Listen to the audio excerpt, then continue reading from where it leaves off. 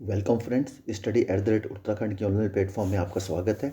जिस प्रकार आपको पता है, उत्तराखंड राज्य विशेष की सीरीज में हम लोग अभी तक उत्तराखंड की अर्थव्यवस्था वाला टॉपिक डिस्कस कर रहे थे, जिसमें लगभग सारे टॉपिक कंप्लीट हो गए थे। खाली एक टॉपिक बचता है, उत्तराखंड का बजट। ठीक है, 2022-23 का जो बजट है उसके एमसीक्यू तैयार हो चुके हैं और वीडियो उसकी भी जल्दी अपलोड हो जाएगी। तो आज हम लोग डिस्कस करने जा रहे हैं उत्तराखंड का भौगोलिक प्रदेश से, जो एग्ज़ाम की दृष्टि से बहुत इंपॉर्टेंट टॉपिक बन जाता है। बहुत ज़्यादा हम लोग टफ क्वेश्चन की तरफ नहीं जाएंगे। जो एक बेसिक पैटर्न है उत्तराखंड पीएससी का, उसको फॉलो करेंगे और सॉल्व करने की कोशिश करेंगे, जिसमें आज हम लोग उत्तराखंड का सामान्य जो भौगोलिक परिदृश्य है उससे संबंधित चीज़ें देखेंगे। फिर उसके बाद दर्रे और बाकी जो भूस्खलन आदि जो घटनाएं होती हैं उससे संबंधित प्रश्नों को हम सॉल्व करने का प्रयास करेंगे। लगभग ये 40 प्रश्न है। इन 40 प्रश्नों में अगर आपका स्कोर 35 से 40 के बीच में रहता है तो आपकी तैयारी इस समय माना जा सकता है कि आगामी एग्जाम में बहुत ही पुख्ता है। तो आइए प्रारंभ करते हैं बिना समय व्यर्थ किए हुए। पहला क्वेश्चन है, उत्तराखंड का सर्वाधिक क्षेत्रफल वाला जिला कौन सा है? अगर इन ऑप्शंस की बात करें तो इसमें जो उत्तरकाशी है वो सर्वाधिक क्षेत्रफल वाला जिला हो जाएगा, लेकिन वैसे अगर नॉर्मली बात करें ऑफिशियली तो सबसे बड़ा जिला हो जाएगा चमोली। उसके बाद दूसरे नंबर पे उत्तरकाशी और तीसरे पे पिथौरागढ़। ठीक है, बड़े जिलों में ये हो जाएंगे। उसके बाद जो आपके सबसे छोटे जिले हैं क्षेत्रफल के अकॉर्डिंग, तो सबसे छोटा जिला चंपावत,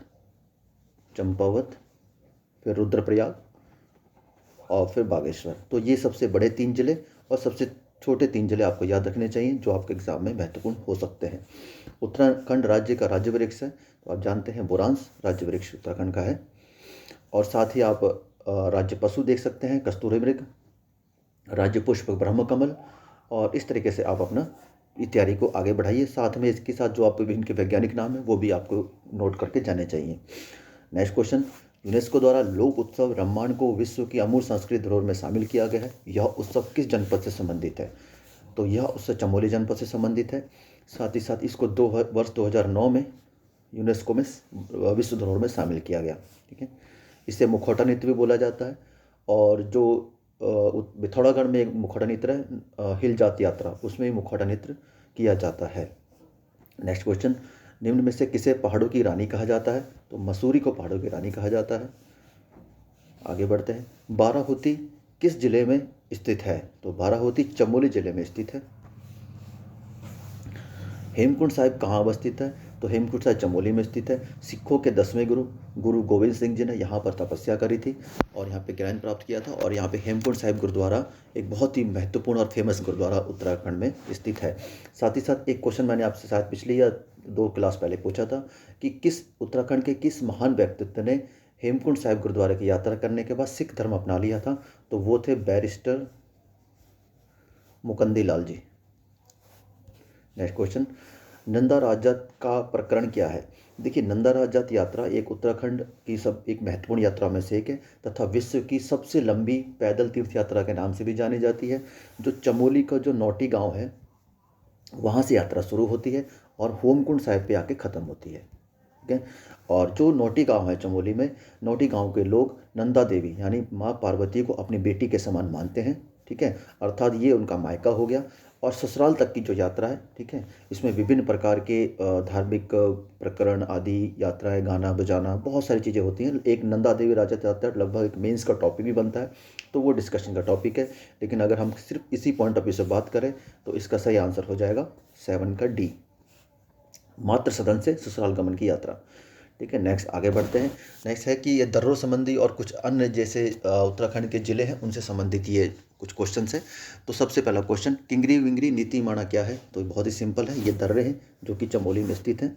ठीक है, नेक्स्ट क्वेश्चन आगे बढ़ते हैं। उत्तराखंड राज्य के किस जनपद की सीमा 7 जनपदों से मिलती है? तो ये पौड़ी हो जाएगा। नेक्स्ट आगे बढ़ते हैं, हिमालय पर्वत श्रृंखला की उत्पत्ति किस भूसन्निधि से हुई है?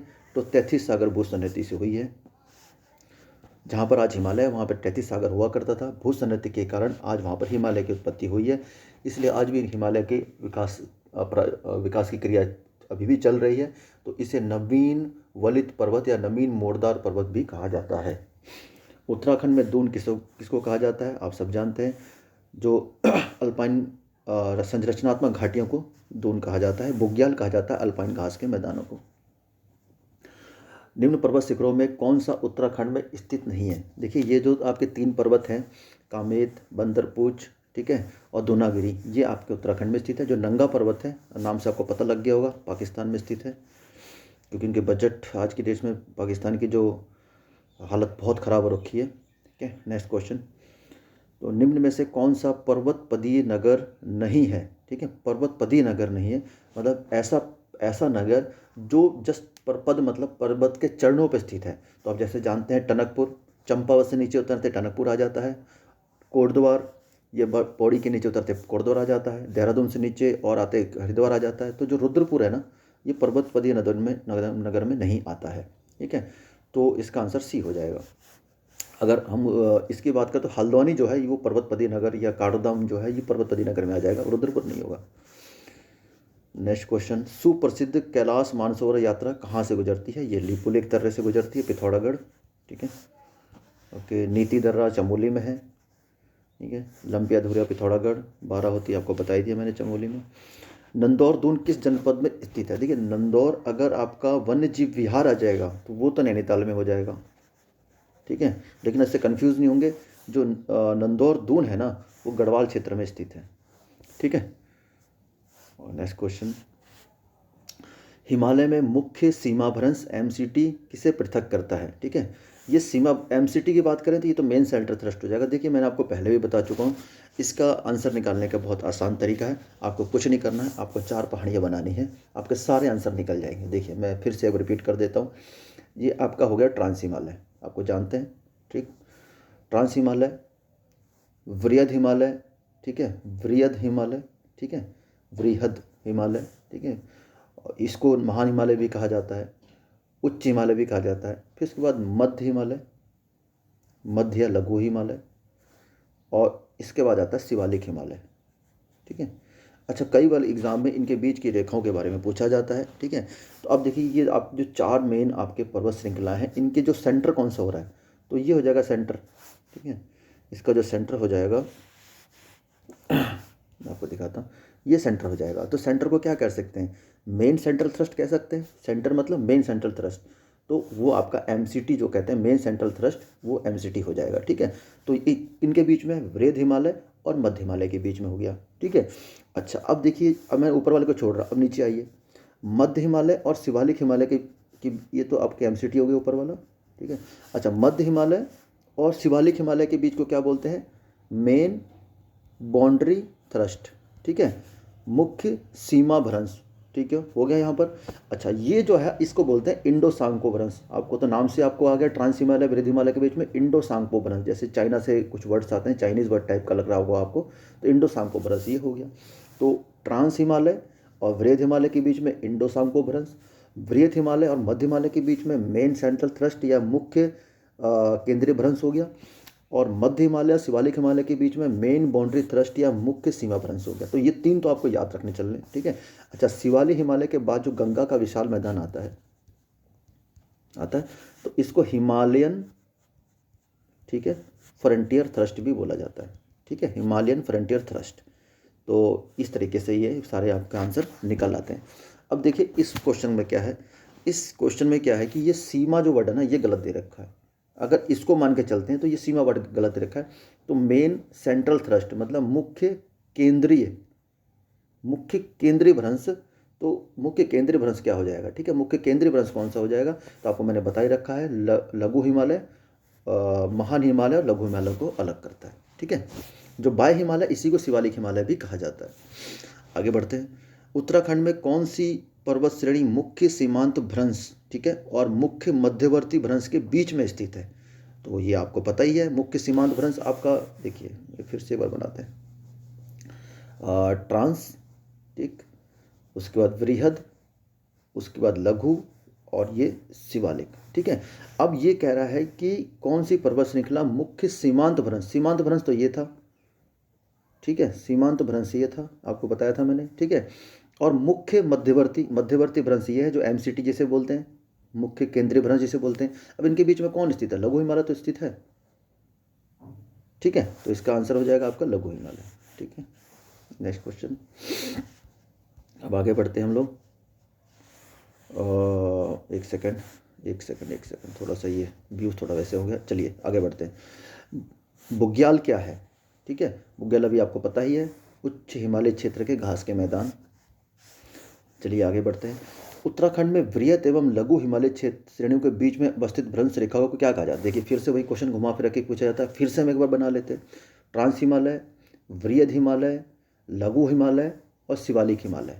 फिर से एक बार देखिए, ट्रांस हिमालय, वृहद हिमालय, ये क्वेश्चन गलत नहीं करना है, कन्फ्यूजन करता है ग्रेड एग्जाम में, लेकिन गलत नहीं करना है। लघु हिमालय, ठीक है, और शिवालिक हिमालय। देखिए ट्रांस, वृहद, लघु, शिवालिक, ठीक है। अब क्या कह रहा है, उत्तराखंड में वृहद, वृहद तो ये हो गया, ठीक है, और लघु हिमालय श्रेणियों के बीच अवस्थित भ्रंश रेखा क्या है, ये लघु हिमालय हो गया। अब इसका बीच की रेखा सेंटर ही है सब कुछ, तो आप इसको मान कर चलिए मुख्य केंद्रीय भ्रंश हो गया इसका आंसर। चलिए आगे बढ़ते हैं। लघु हिमालय किसके मध्य स्थित है? बिल्कुल बढ़िया क्वेश्चन फिर से आ गया। ट्रांस, वृहद, लघु, शिवालिक। मैं बार बार आपको इसलिए बना रहा हूँ कि आपको ये क्वेश्चन रट जाए, इस प्रकार के क्वेश्चन। लघु हिमालय कहाँ स्थित है? ये लघु हिमालय हो गया आपका। किसके मध्य स्थित है? शिवालिक और वृहद के बीच में, ठीक है, तो इसका हो गया। और ये है शिवालिक वृहद, महान हिमालय को वृहद हिमालय कहा जाता है। आगे बढ़ते हैं। इनमें से किसके साथ उत्तराखंड की सीमाएं मिली हुई हैं? ठीक है, तो अभी तिब्बत जो पार्ट है वो चाइना को कह सकते हो, ठीक है, अभी चाइना, ठीक है, तो इसका बस आंसर सही हो जाएगा नेपाल और तिब्बत के साथ में। नेक्स्ट क्वेश्चन, निम्न में कौन सी पर्वत चोटी हिमालय में स्थित नहीं है? तो हिमालय में माउंट एवरेस्ट है। हिमालय की बात कर रहा है, उत्तराखंड की बात नहीं कर रहा, हिमालय की बात कर रहा है। कामेट भी हिमालय का पार्ट है, नंदा देवी है जो गुरु शिखर है, ठीक है, ये हिमालय का पार्ट नहीं है। अरावली की सबसे ऊंची चोटी है, अरावली हिमालय का पार्ट नहीं है, ठीक है। बंदरपुछ कौन से जिले में स्थित है? तो ये उत्तरकाशी जिले में स्थित है, ठीक है। नेक्स्ट क्वेश्चन आगे बढ़ते हैं। उत्तराखंड के उच्च हिमालय चरागाहों को किस नाम से जाना जाता है? तो ये बुग्याल हो गया। 18 नंबर क्वेश्चन, कामेट पर्वत की ऊंचाई कितनी है? ठीक है, तो देखिए ये दे रखा फिट में, तो आपको दो चीज़ें याद रखनी है, मैं आपको बताता हूँ। उत्तराखंड के जो सबसे पर्वत श्रृंखला उनके नाम देखिए याद करने के लिए। नंदा का, ठीक है, नंदा देवी, पूर्वी माणा, ये आपको याद रखना है। 2 बार बोलेंगे आपको याद हो जाएगा। नंदा का, नंदा देवी, पूर्वी माणा, नंदा का, नंदा देवी, पूर्वी माणा, ठीक है। तो ये हो जाएगा नंदा देवी पश्चिमी, नंदा से नंदा देवी पश्चिमी जो सबसे ऊंची चोटी मानी जाती है, उसकी हाइट है 7,817 मीटर, ठीक है। फिर का से कामेट, कामेट की ऊंचाई है 7,756, बिल्कुल आपको याद होना चाहिए, कंठस्थ होना चाहिए सब चीज़ें। और ये है आपकी जो नंदा देवी पूर्वी, इसकी हाइट है 7,434 मीटर। और जो माणा है इसकी हाइट है 72, ठीक है, याद रखना है। नंदा का, नंदा देवी, पूर्वी माणा, नंदा का, नंदा देवी, पूर्वी माणा। तो नंदा से नंदा देवी पश्चिमी हो जाएगा, का से आपका कामेट हो जाएगा, नंदा देवी पूर्वी से नंदा देवी पूर्वी जो पिथौरागढ़ और चमोली के वाले जिले में के मध्य स्थित है, और माणा जो आपका हो जाएगा 72, ठीक है। तो ये आपके क्रम हो गए, सबसे उच्च क्रम जो पर्वत चोटियों के। तो फिर अच्छा, अब आपका इसमें क्या दे रखा है? फिट में दे रखा है। तो कोई भी चीज़ है फिट में आपको याद करने की जरूरत नहीं, मीटर में याद करके चलिए, ठीक है। और फिट में अगर आ भी जाता है एग्जाम में, तो किसी भी अगर मीटर को अगर फिट में कन्वर्ट करने के लिए 3.28 से मल्टीप्लाई कर देंगे। इतना मल्टीप्लिकेशन तो मुझे लगता है आप कर ही लेंगे। अगर आप फिट में याद करने से बढ़िया सारे पर्वत अगर एक बार मीटर में भी याद करो, फिर फिट में भी याद करो, फिर कल को पूछेगा सेंटीमीटर में भी बता दो, ठीक है। तो इससे बढ़िया आप इसको करके चलिए। अगर फिट में पूछ भी लेता है तो मल्टीप्लाई वाला 3.28। नेक्स्ट क्वेश्चन, निम्न में से सही उत्तर चुनिए। उत्तराखंड भारत का 26वां राज्य है, ठीक है, ये गलत है, 27वां राज्य है। उत्तराखंड की स्थिति जो आपका अक्षांश है ये बिल्कुल सही है। उत्तराखंड 3 प्रदेशों से घिरा है, नहीं, बिल्कुल भी नहीं, ठीक है। और उत्तराखंड 2 ही प्रदेशों से घिरा हुआ है, खाली एक आपका हिमाचल और उत्तर प्रदेश। नेक्स्ट, उत्तराखंड का भौगोलिक क्षेत्रफल 53,000 वर्ग किलोमीटर है, नहीं, बिल्कुल भी नहीं है, ठीक है, 53,483 वर्ग किलोमीटर है। तो इसका सही उत्तर हो जाएगा ये। देखिए अक्षांश और देशांतर मैंने शायद आपको नहीं बताया होगा, समय नहीं है, और ये क्लास एक्चुअली एमसीक्यू की क्लास है। जो एमसीक्यू बनते हैं उसी को ब्रीफ किया जाता है, उसमें से फैक्ट निकालने का प्रयास किया जाता है। जब नेक्स्ट आपका एग्ज़ाम से बाद जब आपका एग्ज़ाम हो जाएगा, कुछ एग्ज़ाम ये आपका पटवारी वॉइसगार्ड का हो जाएगा, और जो आपका पीसीएस एग्ज़ाम होने वाला है लोअर अपर, उससे पहले हम लोग अब डिटेल में एक क्लास स्टार्ट करेंगे, सारे सब्जेक्ट की सारे टॉपिक वाइज क्लास स्टार्ट करेंगे, और उसके बाद उसके एमसीक्यू करेंगे। तो उम्मीद है कि अगर आपका सहयोग रहेगा तो हम इस लक्ष्य को भी प्राप्त कर लेंगे। लेकिन अभी जितना ज़्यादा है अभी आपके सामने मैं बता सकता हूँ। तो इस प्रकार से जैसे ही आपका उत्तराखंड का नक्शा है, तो ये जो अक्षांश है इसे आप अक्षांश कहेंगे, ठीक है। और ये पूरी तरह उत्तरी अक्षांश में स्थित है, ठीक है। और ये जो इनका है अक्षांश है, ये 28.43 से 31.27 तक ये हो गया उत्तरी अक्षांश, तो ये हो गया इसका, ठीक है। और जो आपका देशांतर की बात करें तो पूरी तरह से पूर्व में स्थित है, ठीक है। तो देशांतर इस प्रकार से हो जाएगा। तो देशांतर को हम लोग लेके चलें तो ये स्टार्ट होता है 77.34 पूर्वी देशांतर से और समाप्त होता है 81.02 तक। तो ये आंकड़े आपको याद रखने की जरूरत है। अगर देखिए आप इसमें से ये याद नहीं भी रख सकते, मान के चलिए पॉइंट वाला पोर्शन याद नहीं रख सकते, तो एटलीस्ट जो मेन डिजिट है ना उसको तो याद रख के चलिए, ठीक है। 28 31 आपका हो गया, ठीक है। मैं बताता हूँ फिर से एक बार, 28 31 अक्षांश हो गया। अगर देशांतर याद रखने की जरूरत है, ये 28 31 ही हो गया। देशांतर 77 81, ठीक है। इतना तो आप एग्जाम याद रख ही सकते हैं, ठीक है। 28 से 31 के बीच में 3 का गैप, 77 81 के बीच में 4 का गैप, ऐसे बना लेंगे तो आपका काम चल जाएगा, ठीक है। फिर से एक बार देख लीजिए याद करने के लिए, ठीक है। और इजी बना देते हैं इसको, ठीक है। यहाँ 28 लिख लीजिए, यहाँ पे 77 लिख लीजिए, ठीक है। यहाँ मैंने बोला 3 का गैप, यहाँ बोला 4 का गैप, ठीक है। 28 3 31, 77 4 81, इतना तो याद रख ही सकते हैं, ठीक है। तो अलग अलग तरीके होते हैं याद करने के, आपको जो सहूलियत होती है उस तरीके से आप याद करिए। तो ये आपका टॉपिक इसके बाद ख़त्म हो जाता है। और अगला जो क्वेश्चन आते हैं वो आते हैं, देखिए जो उत्तराखंड में जो भौगोलिक परिदृश्य में जो घटनाएं होती हैं, प्राकृतिक आपदाएं, उससे संबंधित ये क्वेश्चन है। थोड़ी वीडियो लंबी बन जाए तो उसके लिए थोड़ा सा धैर्य बना कर रखिएगा। क्वेश्चन जितना ज़्यादा कर सकें वो अच्छा ही रहेगा। तो देखिए लास्ट में हम काउंट कर लेंगे कितने क्वेश्चन आज आपने अटैम्प्ट करिए। कलियासोत भूस्खलन क्षेत्र उत्तराखंड में कहाँ पर स्थित है? देखिए जो पौड़ी का जो श्रीनगर क्षेत्र है ना, पौड़ी, ठीक है, और रुद्रप्रयाग, ठीक है, जहाँ पर अलकनंदा और मंदाकिनी का संगम होता है, ये वाला जो स्थल है ना, ये भूस्खलन क्षेत्र कलियासोत के नाम से जाना जाता है। कलियासोत नामक स्थान यहीं पर स्थित है। ये बहुत सेंसिटिव एरिया हो गया, ठीक है। किस हिमालय क्षेत्र में वर्षा काल में सर्वाधिक वर्षा होती है? तो मैंने आपको बताया है, जो बाह्य हिमालय है या शिवालिक हिमालय, बाह्य हिमालय और शिवालिक हिमालय एक ही पार्ट माना जाता है। मैंने आपको एक बार पहले फिर से ब्रीफ कर देता हूँ। जो हमारी जो 4 पर्वत चोटियाँ हैं, ट्रांस, वृहद, लघु, शिवालिक, ठीक है। अच्छा, अब मैं शिवालिक को ले चलूँगा। शिवालिक श्रेणी जो है ना, वो जो हमारे भारतवर्ष में बहुत आगे तक इसका विस्तार है, ठीक है। तो जैसे अब मैं सिर्फ शिवालिक को ले चलता हूँ। शिवालिक आपका उत्तराखंड से यहाँ से स्टार्ट होती है, जैसे आप लेके चलिए, ठीक है। हिमाचल प्रदेश के निचले भाग से और जम्मू कश्मीर के निचले भाग से स्टार्ट होते होते होते ये आगे तक पहुँचती मेघालय और निचले पार्ट में जाते, बहुत आगे तक इसका विस्तार है। तो ये जो बाह्य हिमालय जो क्षेत्र है ना, इसको बाह्य हिमालय बोला, ये शिवालिक का ही एक निचले पार्ट को बाह्य हिमालय बोला जाता है। मतलब यहाँ से इधर के जो पार्ट है इसको बाह्य हिमालय बोला जाता है, ठीक है। तो यहाँ पर आपको पता है, जैसे आपका ये मेघालय का मासिन राम हो गया, उत्तराखंड में ये जो नरेंद्र नगर वगैरह हो गया, ठीक है। ये जो निचला क्षेत्र है ना शिवालिक का या बाह्य हिमालय का, यहीं सबसे ज़्यादा वर्षा होती है। तो आपको बाह्य हिमालय और शिवालिक हिमालय में कन्फ्यूज़न नहीं होना है, ठीक है, कोई कन्फ्यूज़ नहीं होना है। तो अब इसमें आंसर कैसे निकालें? अगर ऑप्शन में बाह्य हिमालय दिया तो इसका सीधा आंसर बाह्य हिमालय हो जाएगा। अगर बाह्य हिमालय ऑप्शन में नहीं होगा तो इसका आंसर शिवालिक हिमालय हो जाएगा। तो इस चीज़ को आपको लेके चलना है। लेकिन अब आगामी एग्जाम में ऐसा क्वेश्चन नहीं पूछा जाएगा, आगे देख सकते हैं। उत्तराखंड में भाबर पेटी में निम्न में से किस प्रकार की जलवायु पाई जाती है? तो भाबर पेटी जो होती है ना, वो आपका जो ट्रांस हिमालय हो गया, ट्रांस हिमालय के बाद आता आपका वृहद हिमालय आता है, ठीक है। वृहद हिमालय और मध्य हिमालय का जो क्षेत्र है ना, उसके जो बीच का क्षेत्र है, जो उसे आप भाबर पेटी कह सकते हैं, ठीक है। तो वहाँ पर किस प्रकार की जलवायु पाई जाती है? वहाँ पर उपोष्ण प्रकार की जलवायु पाई जाती है, ठीक है। ओके, आगे बढ़ते हैं हम लोग नेक्स्ट क्वेश्चन की तरफ। उत्तराखंड का कौन सा भाग वर्षा ऋतु में सर्वाधिक वर्षा प्राप्त करता है? मैं आपको बता ही चुका हूँ, बाह्य हिमालय, ठीक है। आगे 20 अक्टूबर 1991 में उत्तरकाशी में आई प्राकृतिक आपदा का मुख्य कारण क्या था? ठीक है, तो मुख्य कारण जो इसका था वो था भूकंप आना। भूकंप आने के कारण ही भूस्खलन आदि बहुत सारी घटनाएं हुई थी। निम्न में से किस प्राकृतिक आपदा का उत्तराखंड में सर्वाधिक विनाशकारी प्रभाव हो सकता है? ठीक है, तो ये आपको भूकंप अगर आता है, इसी भूकंप से सारे आपके क्या कहते हैं, भूस्खलन भी हो सकता है, हिमस्खलन भी हो सकता है, बाढ़ भी आ सकती है। तो मेन प्रभाव यही है, तो भूकंप को ही मेन माना जाएगा।